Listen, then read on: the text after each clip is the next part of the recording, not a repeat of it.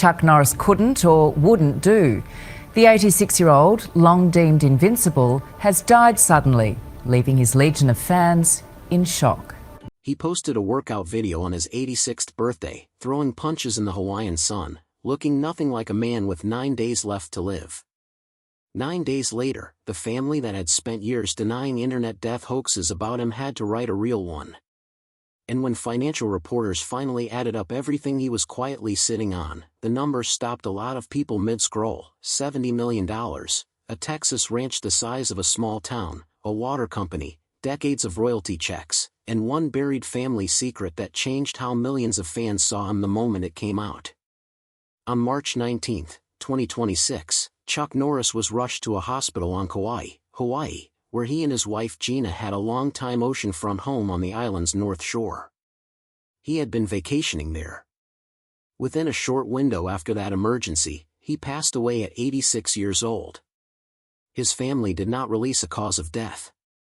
What they did release was a short statement asking the public for privacy, and it included a line that a lot of people found more moving than any tribute that came after it. They thanked fans not for mourning him, but for loving him. That distinction mattered, because this was a man the internet had killed more than once before it actually happened. Fake stories had circulated for years claiming he died in a car crash, or succumbed to illness, or was near death in a hospital. Every single one was false. So when tributes started pouring in for real this time, from former co-stars to political figures to the network that once fought him in court, there was a strange moment where the tributes almost didn't register, because the world had cried wolf about Chuck Norris so many times before. But this time it was true, and the outpouring reflected 6 decades of a career that started in a place nobody would have guessed. Before any of the fame, there was a shy, skinny kid in Ryan, Oklahoma, born Carlos Ray Norris in 1940. He arrived with dangerously low oxygen, the kind of birth doctors used to call a blue baby. His mother worked hard to hold the family together. His father was a war veteran who struggled with alcohol and was often absent, and by Chuck's own account, the house felt calmer when his father wasn't in it. The family bounced from state to state chasing work, and Chuck grew up unremarkable by his own description, never particularly athletic, never particularly confident. He enlisted in the Air Force after high school and married his high school sweetheart. The Air Force stationed him in South Korea, and that's where everything changed. He wandered into a martial arts class almost by accident and became obsessed. He trained for hours nearly every night under a Korean instructor, and within about a year he had earned a black belt. He would later say that accomplishing something that hard, entirely on his own, was the first time in his life he felt capable. That feeling became the engine for everything that followed. Back home, he built a chain of karate schools across Southern California and became a national champion, teaching future celebrities along the way. Then, at a tournament in New York, a fighter named Bruce Lee noticed him and tracked him down. The two trained together for years, pushing each other, and Lee eventually asked Chuck to play his opponent in the climactic fight scene of a film shot at the Roman Colosseum. That movie became a global hit, and Chuck Norris became internationally recognized for being defeated on screen by a man he considered the greatest martial artist who ever lived. Ironically, losing that fight made him famous. A friend and fellow martial arts student, Steve McQueen, urged him to take acting seriously, and Chuck enrolled in classes. His early films were modest, but when the studios wouldn't distribute one of them, he and his producers rented theaters themselves and released it independently. It made millions on a tiny budget, and after that, Hollywood stopped ignoring him. By the early 90s, he had appeared in more than 20 films and had built a loyal audience, but the role that would define him for the rest of his life hadn't happened yet. That came in 1993, when Walker, Texas Ranger premiered. The show almost didn't survive its first season after the original production company went bankrupt, but the premiere ratings were strong enough that CBS stepped in and rescued it. What followed was 9 seasons and over 200 episodes, making it the first primetime network drama filmed entirely in Texas.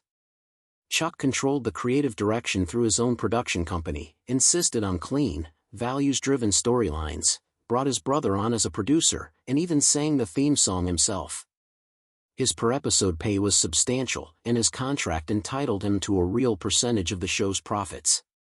Once international syndication kicked in, the show ended up generating hundreds of millions of dollars in total revenue over its lifetime. That same success eventually led to a legal fight that stretched on for years. In 2018, Chuck sued the network and its parent studio, alleging they had restructured streaming and distribution deals in a way that avoided paying him the profit share his contract guaranteed. The case took roughly 5 years to resolve and was settled privately in 2023. Whatever amount was agreed upon became part of the fortune his family inherited. The fortune itself wasn't built on acting alone. A fitness equipment partnership he maintained for nearly 3 decades sold millions of units worldwide and remains one of the longest-running celebrity endorsement deals in television history. His primary residence, a roughly 1,000-acre ranch in Texas, became a business in its own right after workers drilling for water accidentally struck an ancient underground aquifer.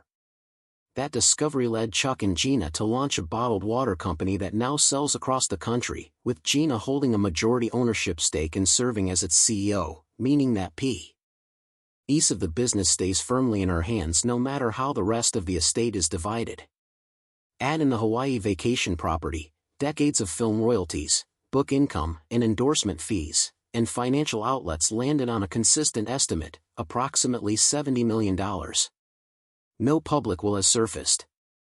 Under Texas community property law, a surviving spouse is generally entitled to half of the marital estate, with the remainder passing to children.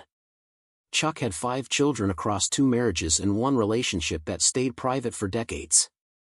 His twins with Gina, now in their 20s, grew up on the ranch that has been the family's full-time home since he largely stepped back from Hollywood around 2012. There's a quieter, sadder detail buried in the timeline that most headlines skipped over. Chuck's first wife, whom he married as a teenager and later divorced, passed away in December of 2025, just months before he did, after a long struggle with dementia. Their 2 sons were with her at the end. In other words, in the final stretch of his life, Chuck Norris lost his first wife and, before that, his mother, and then he followed them within months.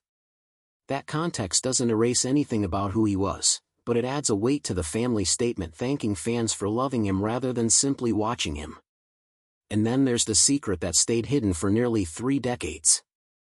Back in 1962, while waiting to be discharged from the Air Force, Chuck had a brief relationship with a woman who didn't know he was already married.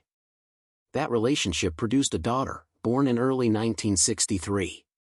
When the woman discovered Chuck was married, she raised the child on her own and eventually told her the truth as a teenager, along with a clear instruction: he has a family, don't reach out. For 26 years, that daughter kept her distance.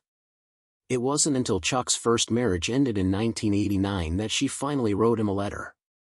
In his own later memoir, Chuck described walking into his living room and seeing her standing there, and knowing instantly, without any test, that she was his.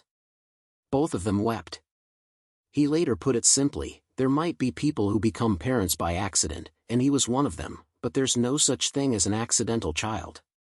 She was fully welcomed into the family from that point forward, and years later she even appeared with him in a public vacation photo on the same Hawaiian island where he would eventually pass away, though almost nobody noticed at the time.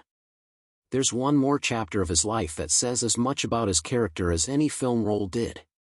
In late 2012, Gina underwent a series of MRI scans that used a contrast dye to help doctors evaluate a condition she had. Within hours of the injections, she described feeling like her entire body was on fire. She was rushed to the emergency room repeatedly. Doctors ran test after test for cancer, ALS, Parkinson's, and multiple sclerosis, and every result came back negative. Gina became convinced the contrast agent itself had built up permanently in her system, and when her medical team dismissed the idea, Chuck chartered a private flight to get her to a specialist who took her seriously. Testing eventually confirmed dangerously high levels of the metal used in that dye. Chuck reportedly slept beside her for months during her recovery and told interviewers he stepped away from his acting career entirely to care for her. The couple later filed a lawsuit against several pharmaceutical companies and testified before federal regulators, a case that contributed to new warning labels being added to that category of contrast agents. The lawsuit itself was eventually dropped without a settlement, but the regulatory attention it helped generate outlasted the case. Beyond the money in the lawsuits, the project Chuck reportedly considered his proudest achievement wasn't a film or a business at all. In 1990, he launched a foundation aimed at teaching martial arts and discipline to at-risk kids in Texas schools. Over the following decades, it grew to serve dozens of schools and well over 100,000 students, giving him a legacy that had nothing to do with box office numbers. Since his passing, the conversation about who Chuck Norris really was has split in a few directions. To some, he was simply the ultimate action hero and a beloved internet meme who never took the joke of his own invincibility too seriously. To others, he was a devout Christian and outspoken political conservative whose public commentary occasionally overshadowed his entertainment career. Both of those things were true at once, and neither fully explains a man who spent 5 months sleeping next to his sick wife's bed, or who welcomed a daughter he'd never met with open arms the moment she found him. What's certain is the number. $70 million, a working ranch, a water company that isn't going anywhere, decades of royalties, and a settlement from a fight he wasn't afraid to take all the way to court. It's being divided right now among the people who loved him most. But if his family's own words are anything to go by, they'd rather you remember the man who earned it than just the fortune he left behind. What do you think his real legacy should be, the roundhouse kicks, the business empire, or the quieter moments most people never saw? Let us know in the comments.